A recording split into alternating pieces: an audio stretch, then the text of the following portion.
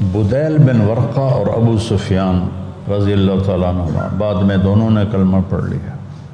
ان کو کچھ بھنک پڑ گئی تھی کہ لگتا ہے مدینے والے کچھ حرکت میں ہیں، تو جب وہ رات کو نکلے تو 10,000 لشکر آگ کے آگیں جل رہی تھیں۔ تو ابو سفیان کہتا ہے یہ اتنا بڑا لشکر کہاں سے آ گیا؟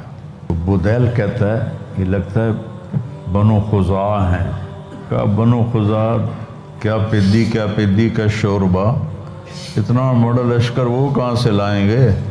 اور حضرت عباس رضی اللہ تعالیٰ عنہ اللہ کے نبی کے خچر پر دلدل پر نکلے کہ کوئی قریش کا آدمی ملے تو انہیں کہوں کہ کوئی اپنا بچاؤ کر لو۔ تو جب وہ قریب آئے تو یہ دونوں باتیں کر رہے تھے۔ انہوں نے اندھیرے میں ابو سفیان کی آواز کو پہچانا، کہنے لگے ابا حنظلہ، ایک ان کی کنیت ابا حنظلہ بھی ہے۔ وہ کہنے لگے ابو الفضل، حضرت عباس کی کنیت آپ کے سب سے بڑے بیٹے کا نام فضل ہے۔ انہوں نے کہا ہاں، کہا ذا رسول اللہ، ایک بہت بڑا لشکر لے کے آ گئے ہیں۔ تو ابو سفیان کہنے لگا ہماری جان بچاؤ۔ کہا جب میرے ساتھ خچر پہ چڑھ جا۔ خچر پہ چڑھا لیا۔ جب لشکر کے اندر داخل ہوئے تو حضرت عمر کی نظر پڑ گئی کہ اللہ خدا کا دشمن قابو آ گیا ہے، نہ کوئی عہد و پیمان ہے، نہ ہم نے اس کو امن دیا ہے، آج میں اپنی تلوار رنگین کروں گا۔ حضرت عباس نے دیکھ لیا کہ عمر بھاگے ہوئے آ رہے ہیں، انہوں نے خچر کو دوڑا دیا۔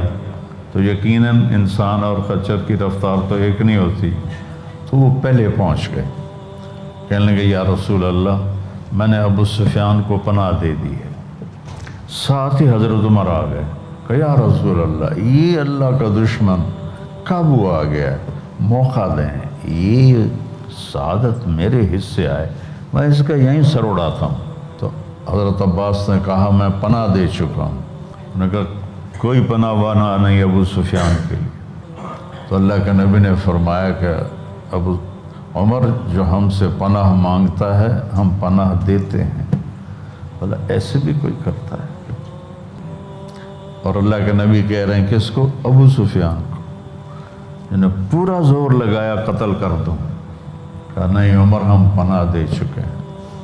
تو پوری ویڈیو ضرور سنیے اور ایمان کو تازہ کریں، لنک ڈسکرپشن میں ہے۔